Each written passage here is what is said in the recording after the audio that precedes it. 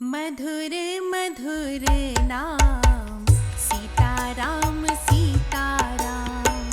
मधुर मधुर नाम सीताराम सीताराम। मीठो नाम सीताराम सीताराम। पावन नाम सीताराम सीताराम। सीधा नाम सीताराम सीताराम। मधुर मधुर नाम सीताराम सीताराम। मधुर मधुर नाम सीताराम सीताराम। सीताराम सीताराम। सीताराम सीताराम। सीताराम सीताराम। माँ भारती को प्रणाम और पावन चिंतन धारा आश्रम की ओर से सभी को जय सिया राम। घोर संकट में पड़े हमारे प्रभु श्री राम को सहायकों की आवश्यकता आन पड़ी है, यानी सुग्रीव तथा श्री हनुमान का आगमन किष्किंधा कांड में होता है। तो फिर मिलते हैं संकट मोचन से और श्रवण करते हैं किष्किंधा कांड का। ओम श्री गणेशाय नमः। ओम श्री सरस्वते नमः। ओम श्री हनुमते नमः। ओम श्री गुरुवे नमः। श्री सियावर राम शरणागतम्। श्री सीताराम चंद्राभ्याम नमः। श्रीमद् वाल्मीकि रामायण किष्किंधा कांड। 19वां सर्ग। अंगद सहित तारा का भागे हुए बानरों से बात करके वाली के समीप आना और उसकी दुर्दशा देखकर रोना। वानरों का महाराज वाली बाण से पीड़ित होकर भूमि पर पड़ा था। श्री रामचंद्र जी के युक्ति युक्त वचनों द्वारा अपनी बात का उत्तर पाकर उसे फिर कोई जवाब न सूझा। पत्थरों की मार पड़ने से उसके अंग टूट फूट गए थे। वृक्षों के आघात से भी वह बहुत घायल हो गया था और श्री राम के बाण से आक्रांत होकर तो वह जीवन के अंत काल में ही पहुंच गया था। उस समय वह मूर्छित हो गया। उसकी पत्नी तारा ने सुना कि युद्ध स्थल में वानर श्रेष्ठ वाली श्री राम के चलाए हुए बाण से मारे गए। अपने स्वामी के वध का अत्यंत भयंकर एवं अप्रिय समाचार सुनकर वह बहुत उद्विग्न हो उठी और अपने पुत्र अंगद को साथ ले उस पर्वत की कंदरा से बाहर निकली। अंगद को चारों ओर से घेर कर उनकी रक्षा करने वाले जो महाबली वानर थे, वे श्री रामचंद्र जी को धनुष लिए देख भयभीत होकर भाग चले। तारा ने वेग से भागकर आते हुए उन भयभीत वानरों को देखा। वे जिनके यूथपति मारे गए हों, उन यूथ भ्रष्ट मृगों के समान जान पड़ते थे। वे सब वानर श्री राम से इस प्रकार डरे हुए थे मानो उनके बाण इनके पीछे आ रहे हों। उन दुखी वानरों के पास पहुंचकर सती साध्वी तारा और भी दुखी हो गई तथा उनसे इस प्रकार बोली, वानरों, तुम तो उस राज सिंह वाली के आगे आगे चलने वाले थे। अब उन्हें छोड़कर अत्यंत भयभीत हो दुर्गति में पड़कर क्यों भागे जा रहे हो? यदि राज्य के लोभ से उस क्रूर भाई सुग्रीव ने श्री राम को प्रेरित करके उनसे द्वारा दूर से चलाए हुए और दूर तक जाने वाले बाणों द्वारा अपने भाई को मरवा दिया है, तो तुम लोग क्यों भागे जा रहे हो? वाली की पत्नी का वह वचन सुनकर इच्छानुसार रूप धारण करने वाले उन वानरों ने कल्याणमयी तारा देवी को संबोधित करके सर्वसम्मति से स्पष्ट शब्दों में यह समयोचित बात कही, देवी, अभी तुम्हारा पुत्र जीवित है। तुम लौट चलो और अपने पुत्र अंगद की रक्षा करो। श्री राम का रूप धारण करके स्वयं यमराज आ पहुंचा है, जो वाली को मारकर अपने साथ ले जा रहा है। वाली के चलाए हुए वृक्षों और बड़ी बड़ी शिलाओं को अपने वज्र तुल्य बाणों से विदीर्ण करके श्री राम ने वाली को मार गिराया है, मानो वज्रधारी इंद्र ने अपने वज्र के द्वारा किसी महान पर्वत को धराशायी कर दिया हो। इंद्र के समान तेजस्वी इस वानर श्रेष्ठ वाली के मारे जाने पर यह सारी वानर सेना श्री राम से पराजित सी होकर भाग खड़ी हुई है। तुम शूरवीरों द्वारा इस नगरी की रक्षा करो, कुमार अंगद का किष्किंधा के राज्य पर अभिषेक कर दो। राज सिंहासन पर बैठे हुए वाली कुमार अंगद की सभी वानर सेवा करेंगे।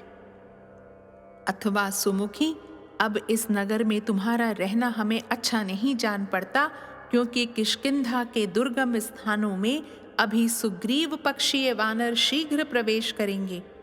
यहाँ बहुत से ऐसे वनचारी वानर हैं जिनमें से कुछ तो अपनी स्त्रियों के साथ हैं और कुछ स्त्रियों से बिछुड़े हुए हैं। उनमें राज्य विषयक लोभ पैदा हो गया है और पहले हम लोगों के द्वारा राज्य सुख से वंचित किए गए हैं। अतः इस समय उन सब से हम लोगों को महान भय प्राप्त हो सकता है। अभी थोड़ी ही दूर तक आए हुए उन वानरों की यह बात सुनकर मनोहर हास वाली कल्याणी तारा ने उन्हें अपने अनुरूप उत्तर दिया। वानरों, जब मेरा महाभाग पति देव कपि सिंह वाली ही नष्ट हो रहे हैं, तब मुझे पुत्र से, राज्य से तथा अपने इस जीवन से भी क्या प्रयोजन है। मैं तो जिन्हें श्री राम के चलाए हुए बाण ने मार गिराया है, उन महात्मा वाली के चरणों के समीप ही जाऊंगी। ऐसा कहकर शोक से व्याकुल हुई तारा रोती और अपने दोनों हाथों से दुखपूर्वक सिर एवं छाती पीटती हुई बड़ी जोर से दौड़ी। आगे बढ़ती हुई तारा ने देखा, जो युद्ध में कभी पीठ न दिखाने वाले दानव राजों का भी वध करने में समर्थ थे, वे मेरे प्रति वानर राज वाली पृथ्वी पर पड़े हुए हैं। वज्र चलाने वाले इंद्र के समान जो रणभूमि में बड़े बड़े पर्वतों को उठाकर फेंकते थे, जिनके वेग में प्रचंड आंधी का समावेश था, जिनका सिंहनाद महान मेघों की गंभीर गर्जना को भी तिरस्कृत कर देता था, तथा जो इंद्र के तुल्य पराक्रमी थे, वे ही इस समय वर्षा करके शांत हुए बादल के समान चेष्टा से विरत हो गए हैं। जो स्वयं गर्जना करके गर्जने वाले वीरों के मन में भय उत्पन्न कर देते थे, वे शूरवीर वाली एक दूसरे शूरवीर के द्वारा मार गिराए गए हैं। जैसे मांस के लिए एक सिंह ने दूसरे सिंह को मार डाला हो, उसी प्रकार राज्य के लिए अपने भाई के द्वारा ही इनका वध किया गया है। जो सब लोगों के द्वारा पूजित हो, जहाँ पताका फहराई गई हो तथा जिसके पास देवता की वेदी शोभा पाती हो, उस चैत्य वृक्ष या देवालय को वहाँ छिपे हुए किसी नाग को पकड़ने के लिए यदि गरुड़ ने मत डाला हो, नष्ट भ्रष्ट कर दिया हो, तो उसकी जैसी दुर्वस्था देखी जाती है, वैसी ही दशा आज वाली की हो रही है। यह सब तारा ने देखा। आगे जाने पर उसने देखा, अपने तेजस्वी धनुष को धरती पर टेक कर उसके सहारे श्री रामचंद्र जी खड़े हैं। साथ ही उनके छोटे भाई लक्ष्मण हैं और वहीं पति के छोटे भाई सुग्रीव भी मौजूद हैं। उन सब को पार करके वह रणभूमि में घायल पड़े हुए अपने पति के पास पहुंची। उन्हें देखकर उसके मन में बड़ी व्यथा हुई और वह अत्यंत व्याकुल होकर पृथ्वी पर गिर पड़ी। फिर मानो वह सोकर उठी हो, इस प्रकार हा आर्यपुत्र कहकर मृत्यु पाश से बंधे हुए पति की ओर देखती हुई रोने लगी। उस समय कुररी के समान करुण क्रंदन करती हुई तारा तथा उसके साथ आए हुए अंगद को देखकर सुग्रीव को बड़ा कष्ट हुआ। वे विषाद में डूब गए। इस प्रकार श्री वाल्मीकि निर्मित आर्ष रामायण आदि काव्य के किष्किंधा कांड में 19वां सर्ग पूरा हुआ। श्री राम राम रघुनंदन राम राम। श्री राम राम भरताग्रज राम राम।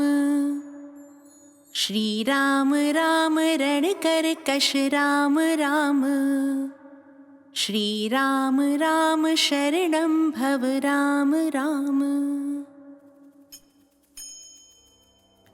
20वां सर्ग तारा का विलाप। चंद्रमुखी तारा ने देखा मेरे स्वामी वानर राज वाली श्री रामचंद्र जी के धनुष से छूटे हुए प्राणांतकारी बाण से घायल होकर धरती पर पड़े हैं। उस अवस्था में उनके पास पहुंचकर वह भामिनी उनके शरीर से लिपट गई। जो अपने शरीर से गजराज और गिरिराज को भी मात करते थे, उन्हीं वानर राज को बाण से आहत होकर जड़ से उखड़े हुए वृक्ष की भांति धराशायी हुआ देख तारा का हृदय शोक से संतप्त हो उठा और वह आतुर होकर विलाप करने लगी। रण में भयानक पराक्रम प्रकट करने वाले महान वीर वानर राज, आज इस समय मुझे अपने सामने पाकर भी आप बोलते क्यों नहीं हैं? कपिश्रेष्ठ, उठिए और उत्तम शैया का आश्रय लीजिए। आप जैसे श्रेष्ठ भोपाल पृथ्वी पर नहीं सोते हैं। पृथ्वीनाथ, निश्चय ही यह पृथ्वी आपको अत्यंत प्यारी है, तभी तो निष्प्राण होने पर भी आप आज मुझे छोड़कर अपने अंगों से इस वसुधा का ही आलिंगन किए सो रहे हैं। वीरवर, आपने धर्म युक्त युद्ध करके स्वर्ग के मार्ग में भी अवश्य ही किष्किंधा की भांति कोई रमणीय पुरी बना ली है। यह बात आज स्पष्ट हो गई, अन्यथा आप किष्किंधा को छोड़कर यहाँ क्यों सोते? आपके साथ मधुर सुगंध युक्त वनों में हमने जो जो विहार किए हैं, उन सब को इस समय आपने सदा के लिए समाप्त कर दिया। नाथ, आप बड़े बड़े यूथपतियों के भी स्वामी थे। आज आपके मारे जाने से मेरा सारा आनंद लुट गया। मैं सब प्रकार से निराश होकर शोक के समुद्र में डूब गई हूँ। निश्चय ही मेरा हृदय बड़ा कठोर है, जो आज आपको पृथ्वी पर पड़ा देखकर भी शोक से संतप्त हो फट नहीं जाता, इसके हजारों टुकड़े नहीं हो जाते। वानर राज, आपने जो सुग्रीव की स्त्री छीन ली और उन्हें घर से बाहर निकाल दिया, उसी का यह फल आपको प्राप्त हुआ है। वानरेंद्र, मैं आपका हित चाहती थी और आपके कल्याण साधन में ही लगी रहती थी, तो भी मैंने आपसे जो हितकर बात कही थी, उसे मोहवश आपने नहीं माना और उल्टे मेरी ही निंदा की। दूसरों को मान देने वाले आर्यपुत्र, निश्चय ही आप स्वर्ग में जाकर रूप और यौवन के अभिमान से मत रहने वाली केली कला में निपुण अप्सराओं के मन को अपने दिव्य सौंदर्य से मथ डालेंगे। निश्चय ही आज आपके जीवन का अंत कर देने वाला संशय रहित काल यहाँ आ पहुंचा था, जिसने किसी के भी वश में ना आने वाले आपको बलपूर्वक सुग्रीव के वश में डाल दिया। अब श्री राम को सुनाकर बोली, ककुत्स कुल में अवतीर्ण हुए श्री रामचंद्र जी ने दूसरे के साथ युद्ध करते हुए वाली को मारकर अत्यंत निंदित कर्म किया है। इस कुत्सित कर्म को करके भी जो ये संतप्त नहीं हो रहे हैं, यह सर्वथा अनुचित है। फिर वाली से बोली, मैंने कभी दीनतापूर्ण जीवन नहीं बिताया था, ऐसे महान दुख का सामना नहीं किया था, परंतु आज आपके बिना मैं दीन हो गई। अब मुझे अनाथ की भांति शोक संताप से पूर्ण वैधव्य जीवन व्यतीत करना होगा। नाथ, आपने अपने वीर पुत्र अंगद को, जो सुख भोगने योग्य और सुकुमार है, बड़ा लाड़ प्यार किया था। अब क्रोध से पागल हुए चाचा के वश में पड़कर मेरे बेटे की क्या दशा होगी? बेटा अंगद, अपने धर्म प्रेमी पिता को अच्छी तरह देख लो, अब तुम्हारे लिए उनका दर्शन दुर्लभ हो जाएगा। प्राणनाथ, आप दूसरे देश को जा रहे हैं, अपने पुत्र का मस्तक सूंघ कर इसे धैर्य बंधाइए और मेरे लिए भी कुछ संदेश दीजिए। श्री राम ने आपको मारकर बहुत बड़ा कर्म किया है, उन्होंने सुग्रीव से जो प्रतिज्ञा की थी उसके ऋण को उतार दिया। अब सुग्रीव को सुनाकर कहने लगी, सुग्रीव, तुम्हारा मनोरथ सफल हो। तुम्हारे भाई जिन्हें तुम अपना शत्रु समझते थे मारे गए। अब बेखटके राज्य भोगो, रुमा को भी प्राप्त कर लोगे। फिर वाली से बोली, वानरेश्वर, मैं आपकी प्यारी पत्नी हूं और इस तरह रोती कलपती हूं, फिर भी आप मुझसे बोलते क्यों नहीं हैं? देखिए, आपकी ये बहुत सी सुंदरी भार्याएं यहाँ उपस्थित हैं। तारा का विलाप सुनकर अन्य वानर पत्नियां भी सब ओर से अंगद को पकड़कर दीन एवं दुख से व्याकुल हो जोर जोर से क्रंदन करने लगी। तदनंतर तारा ने फिर कहा, बाजूबंद से विभूषित वीर भुजाओं वाले वानर राज, आप अंगद को छोड़कर दीर्घ काल के लिए दूसरे देश में क्यों जा रहे हैं? जो गुणों में आपके सर्वथा निकट है, जो आपके समान ही गुणवान है तथा जिसका प्रिय एवं मनोहर वेश है, ऐसे प्रिय पुत्र को त्याग कर इस प्रकार चला जाना आपके लिए कदापि उचित नहीं है। महाबाहो, यदि नासमझी के कारण मैंने आपका कोई अपराध किया हो तो आप उसे क्षमा कर दें। वानर वंश के स्वामी वीर आर्यपुत्र, मैं आपके चरणों में मस्तक रखकर यह प्रार्थना करती हूँ। इस प्रकार अन्य वानर पत्नियों के साथ पति के समीप करुण विलाप करती हुई अनिंद्य सुंदरी तारा ने जहाँ वाली पृथ्वी पर पड़ा था वहीं उसके समीप बैठकर आमरण अनशन करने का निश्चय किया। इस प्रकार श्री वाल्मीकि निर्मित आर्ष रामायण आदि काव्य के किष्किंधा कांड में 20वां सर्ग पूरा हुआ।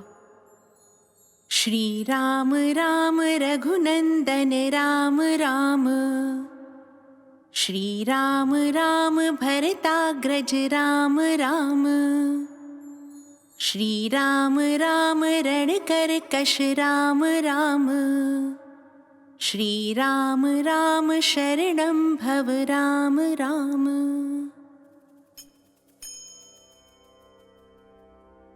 21वां सर्ग हनुमान जी का तारा को समझाना और तारा का पति के अनुगमन का ही निश्चय करना।